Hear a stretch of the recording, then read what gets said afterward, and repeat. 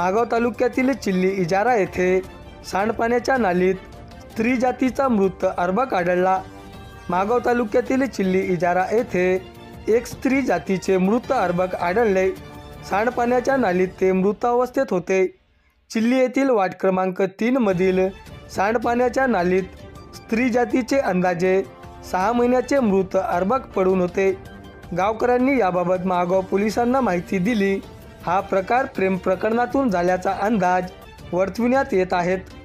गावात कोणी बाहेरून नवीन आले का किंवा गावात कोणी लपून छपून गर्भपात सारख्या गंभीर गुन्हा केला का हे शोधून गुन्हेगाराला शिक्षा देण्याचे आवाहन पोलीस प्रशासनासमोर उभे ठाकले आहेत।